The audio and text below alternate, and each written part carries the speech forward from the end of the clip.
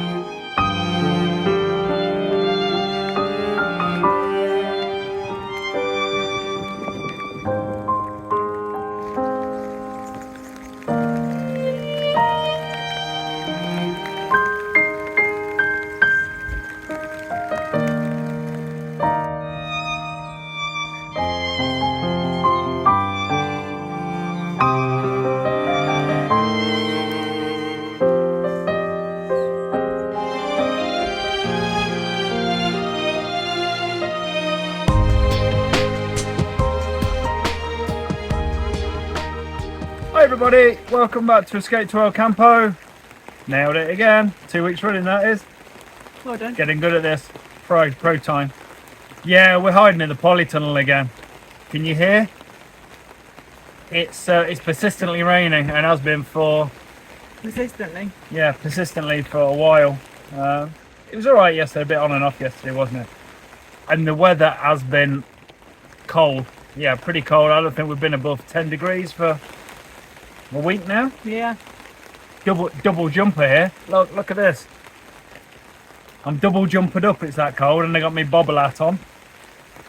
That hasn't got a bobble on It hasn't got a bobble. It's got a hole in it though, so I'm gonna have to get another one made because my brain's coming out the top of it. I could make you a bobble to stick on it through the hole. Yeah, to hide the hole. Yeah, and then you can call it a bobble. Yeah. Anyway, I've been distracted. So the tactic of hiding my bulb patch underneath the hat is being counterproductive by the hole because you can see the bulb patch through the hole. The hole's not that big. I know. Oi, my bulb patch is not that big, is it? No, but I mean you can't see through it. Yeah, so we're hiding in the polytunnel again because of weather. But happy times are forecast because Tuesday next week. You said 27 degrees? Yeah, the old temperature's going to crank right up. So we're going from 10 to about 27 degrees in the space of a day and a half, I think, something like that. Where should we hide for next week's video to get out of the sun? Not at all excited. We won't be in the polytunnel if the forecast is to be believed anyway. So Yeah. Somebody on my TikTok commented on one of my videos recently saying the best thing about being English and moving to Galicia is that the weather's never going to make you homesick. yeah, there is that. That is true. Well, it's been nice and warm in the UK this week, I believe. Yeah. Talking to colleagues at work, it's been it's been fairly warm, I think. Yeah. So Yeah. a bit of role reversal. I've not felt jealous of people at home before until now. So what we've been up to this week? Well, last Friday, just after we'd recorded our bit to camera for the old YouTube video, we went to collect some milk, didn't we, from Pepe? Yeah. They've been asking us for, it's got to be a couple of months now. Yeah. That whenever you want some milk to come and get some. And these are the times, and why haven't you been for some milk yet? And I think it was verging on the rude, the fact that we hadn't been to go and get some milk, so We went up, didn't we? yeah, we did, and we timed it perfect in that when we went he actually was milking the cows, and I'm not really sure what I was expecting. It was interesting, wasn't It was fascinating. It was really fascinating. I think that the most fascinating thing from it was that when the cows are plugged in, for want for a better word. Oh, sure, it's plumbed in. Plumbed into the milking machine. He's got like a little computer that they're attached to because he counts the litres and he goes to a computer so that they can track What cows what producing cows that. produce how much milk. So they've all got their tag, their little earrings, their numbers on, and not once did he actually physically look at the ear tag. He just sort of looked at the cow and he knew what its 5-digit number was. And it was amazing. He was like a human barcode reader, or one of those QR codes. All he had to do was look at the back end of the cow, and he knew which cow it was off the pattern. Yeah, and I said to him, I said, Pepe, do you just know what numbers they are? He says, yeah, sometimes the ear tag's on the wrong side because the milk is on both sides and they've always got the same ear tag. He says, yeah, so I'll just have to learn them all. He has 150 cows. And he needs to know both sides. So he needs to know 300 cow barcodes. Effectively. Yeah. And when I say barcode, I mean the pattern of the actual cow. You know, their markings, their black and white markings. Everyone knew what you know. Oh, okay. Well, I'm just clarifying. Yeah. But no, it was incredible. And some of the cows only sort of producing 8 litres. And Zane was getting very excited for one that I think produced about 25 litres. Yeah. Very quickly. Yeah. And then we were racing them off, like that one's been plugged in sooner, but that one's producing it quicker, and who's going to win? Who knew? It was very, very interesting. Very interesting, wasn't it? Yeah, it was an incredible experience. So then we trundled off home with our 5 litres. 5 litres of milk. Which felt absolutely pathetic because bearing in mind that some of them were producing like upwards of 20 litres. I think one cow produced 5 litres in about a minute. Yeah. And there was us with our little bottle, like, can we have a pathetic amount of milk, please? But yeah, I mean, obviously it's just come out of the cow. It goes into a cold storage before it gets taken away by the tanker. So we didn't have it straight from the cow. It cleaned our bottle out for us, and then it came through the actual filtering system before we took it away. So then we brought it home, and you don't boil milk to be able to pasteurize it. You heat it up to 73 degrees for 15 seconds, I think it was, which we did. And then we skimmed the fat off the top, the cream off the top, because we like skimmed or semi-skimmed milk. And then I made butter with it. Yeah. Which was a fascinating experience. However, the most smallest. Yeah, 5 litres of milk produced about. Can you see that? No, it wasn't. It was about this much milk, about this much butter, and it was very creamy butter. It was very nice butter, yeah. Very nice butter. Yeah. But would we do it again? Yeah, why not? Why not? We don't like the fat. I don't like full fat milk anyway. You're just gonna throw it away, are you? For the sake of running my machine for 45 minutes. Yeah, to make the butter. But it was nice. It was nice. Zane and I both tried it fresh from the cow, didn't we? We tried it before it was pasteurised. Yeah. Just to give it a go. But it was nice. I mean, it didn't taste any different, but it was nice. Yeah, I don't think that it tasted like full fat milk. No. Either. No. Not. It's quite nice because I don't know whether it's the same in the whole of Spain, but definitely for the bits of Spain that we've travelled, and certainly around here, you don't buy fresh milk the same way that you buy it in the UK. It is all long life milk, isn't it? It is, yeah. So it was kind of apart from the times when we have nipped back to the UK, it's our first taste of actual fresh milk, and you for a while couldn't have physically had it any fresher. Yeah. Yeah, so that was another first, another experience. Yeah, absolutely. Yeah.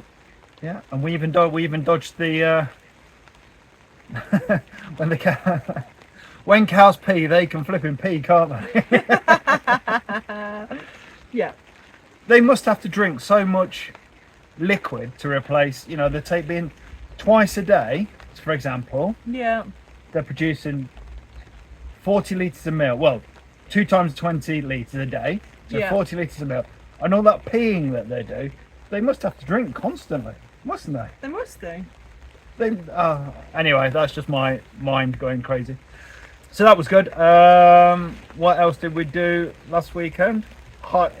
Hid from the weather mainly, haven't we, this week? Yeah. We purchased a little seed sowing machine to try and help us with the sowing of some maize that we've bought to grow, because we've got all this land and we've not got anything in it at the minute, so we thought we best get something in. So we went and bought a kilogram of maize. Who knows how much maize you need? Kilograms seemed Yeah, the it's right just a amount, nominal didn't it? amount, isn't Nominal it? amount. Yeah, and I was I researched how to plant it and the depth that you should plant it, and you must plant maize in a block, so that, because it's wind pollinated, so they need to be in a nice block together so that they all kind of like pollinate each other and whatever. Do we have enough to make a block? Do we have enough? Yes, the answer is we had enough. The answer is enough. Yeah, so I got a bit of footage explaining the machine, how the machine works. Very simple, but very clever. And also had the rotavator out again, which was good. Didn't find it as hard as I did last year. Last year I thought it was like wrestling a bear, but this time I've obviously got the hang of it a bit more, and it was it wasn't such a wrestle. No, I think that it perhaps helped that the land had been ploughed and already rotavated. Yeah, previously. So basically all I was doing was fluffing the ground up, so this seed spreading machine would work a little bit better in the softer ground. Yeah. So that worked. So there's a bit of footage of us doing that. So we bought this contraption for putting seeds in the ground, because we thought hand sowing this, I'm not sure whether we will get to hand sow it all, but or even sow it, would be quite laborious and take forever. So I'd seen these seed sowers used on American YouTuber channels. I've never seen them used in the UK, but seen them used quite a bit over there. And we've got some maize to sow, so the maize for animal food, so for the chickens, just to sort of supplement their diet and keep the cost of the chicken food down. So I've rotavated this to fluff it all up, and then hopefully this seed sower will go through the ground okay. It works in exactly the same way as that potato planter did last week, with a little tube going into the ground, and the seeds being distributed down the tube into the ground.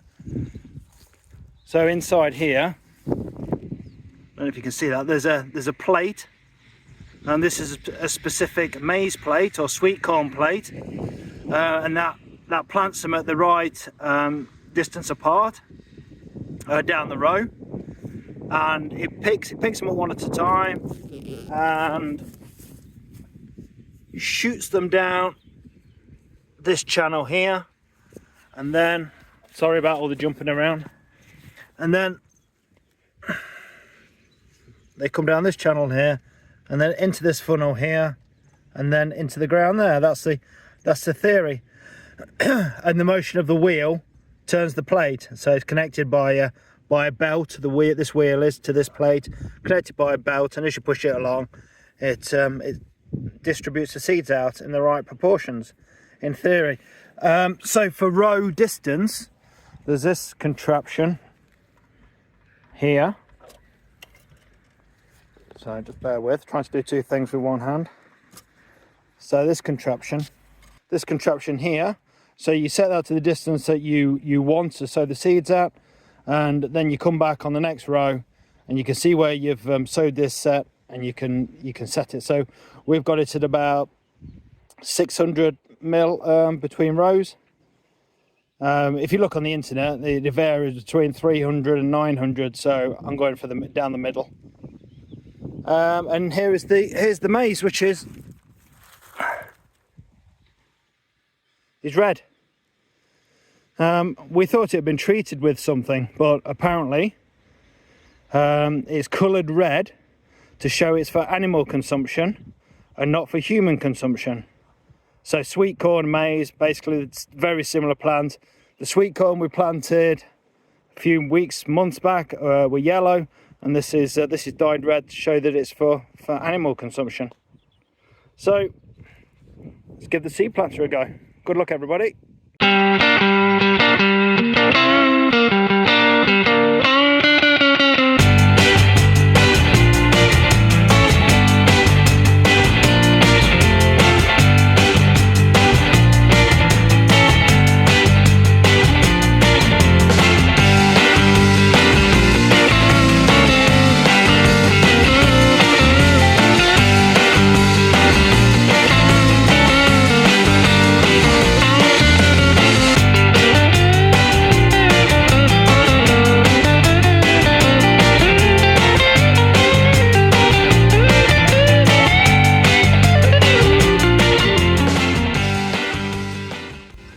so I didn't rotivate enough land for that. Obviously we're just learning how far a kilogram of maize goes, and it goes further than what I've rotivated, so I'm gonna have to do similar sort of size again, I think, and maybe 50% more after that as well.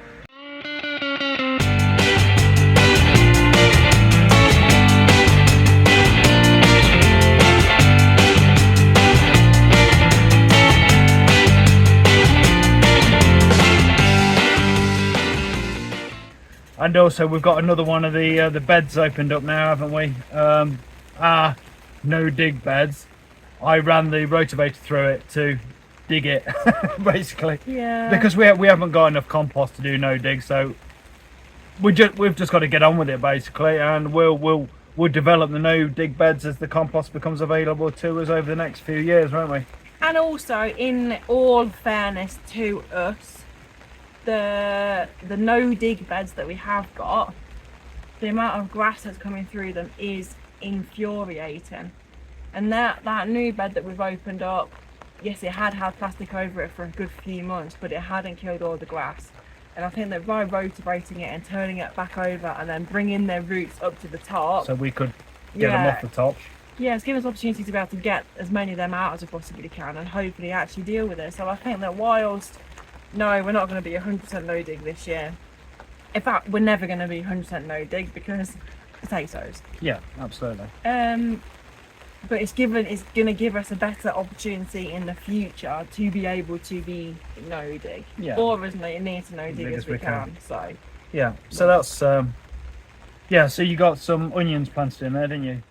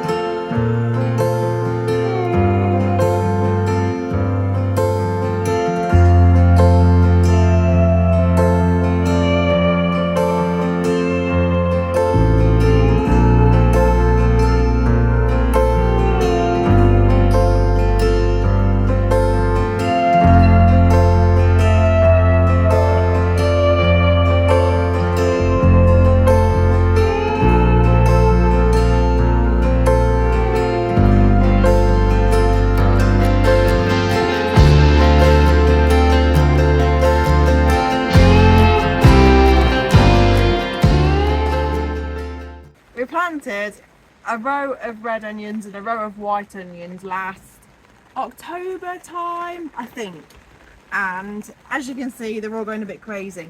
And we'd expected by now that because they've been in the ground for so long that they would have all started sort of dropping their leaves and browning over so that we would know that they're ready to come up.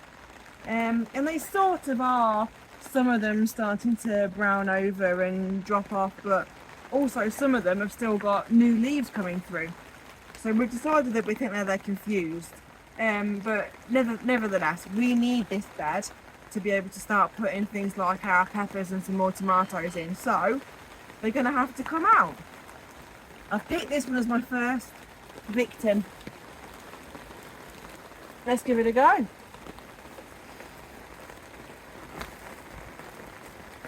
Oh my God.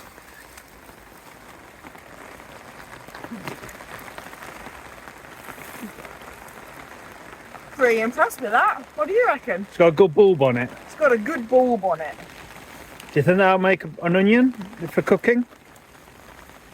Do you think? Well, having never grown an onion before or seen an onion when it's first come out of the ground, I don't really know. Yeah, but does it feel like an onion that you get from a shop? Yeah. Yeah? Solid. It's not as round as I was expecting. I think it's because it's growing up, you know, rather than out now. You know the stem? Yeah. So It's got some girth on it, hasn't it, It that? has got some girth on it. While I'm here, I'm going to pick out the red one behind it.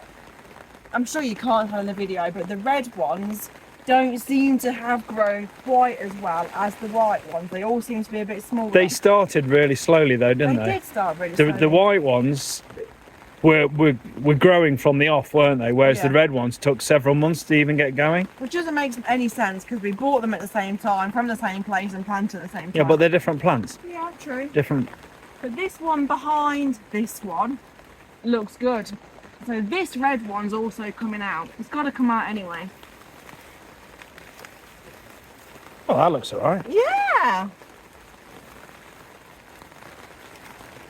Also very bulby. Firm. Again, not as round as I would expect from an onion that you'd buy in a shop, but Put them together for comparison. So we planted these just as an experiment because we got the polytunnel up and we just wanted to put something in that was quick and easy, and we saw a couple of bags of red and white onions, so we bought them and basically chucked them in the ground to see what would happen. I think we'll do that again next year. yeah, I think we will. Because Yeah. why not? We've got the space. We don't really have very much else to put in here over the winter. We use onions. We use a lot. lot of onions. So I think basically what we've got to do with these, we've got to lay them down now and dry them out. We're expecting some much better weather next week from Tuesday onwards. These should dry out pretty quickly, I would have thought. Was that a good experiment? Was that an experiment worth doing, do you think? Well, planting it, yeah, Yeah. 100%. If I'm honest with you, one of my favourite things over the last few months has been walking in here and just kind of being hit with the smell of onion. I'm well known for saying stupid things, but gosh, they smell really oniony.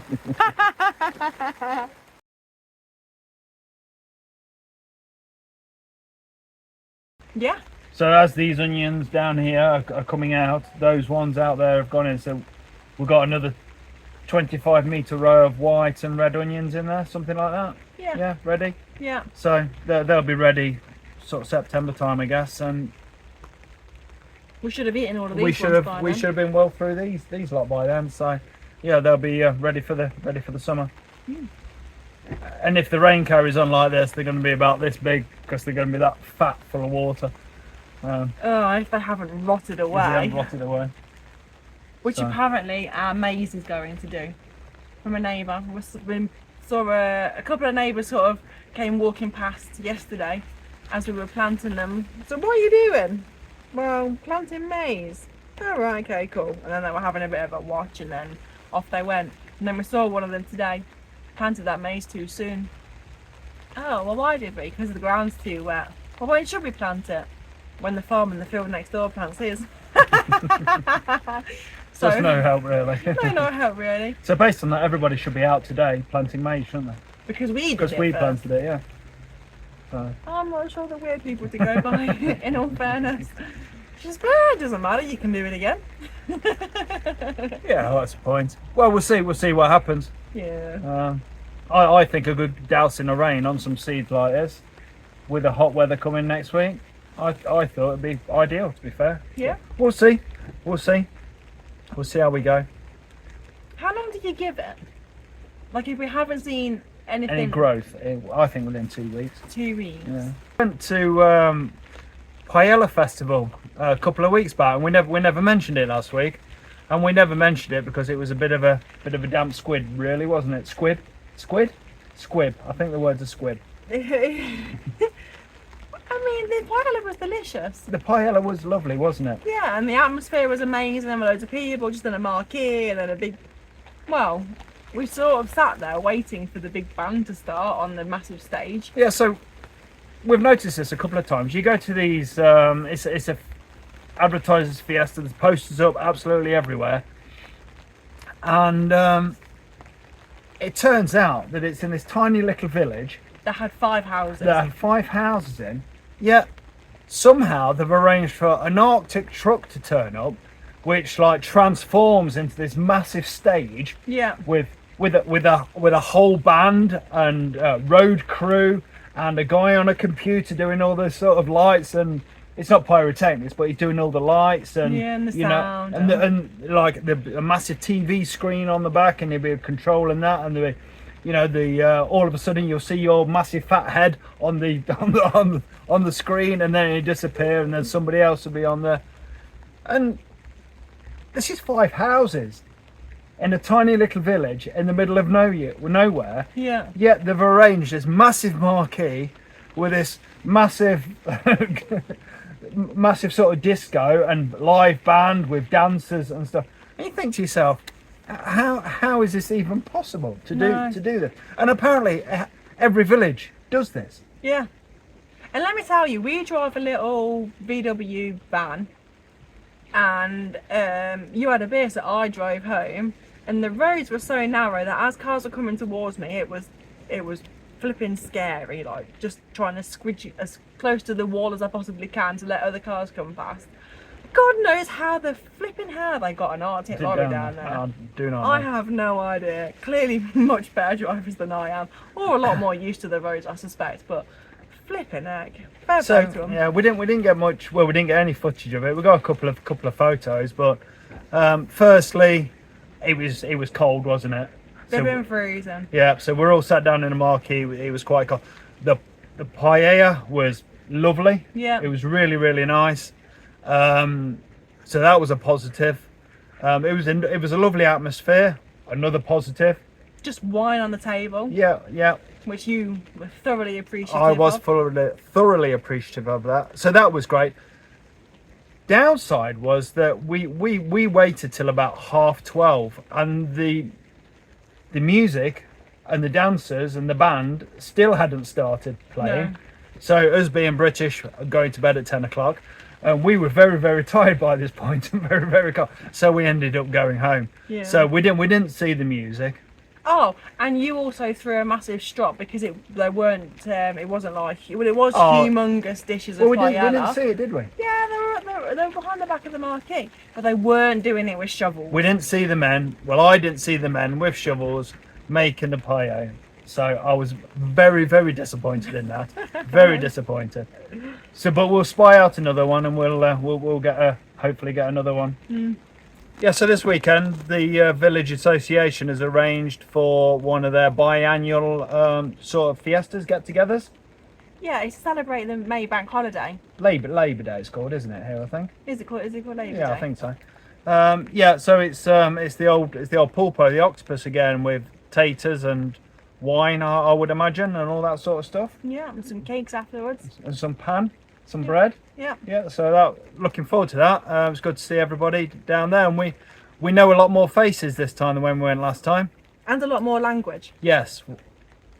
Is there a spider crawling up? A spider may have just crawled over the lens.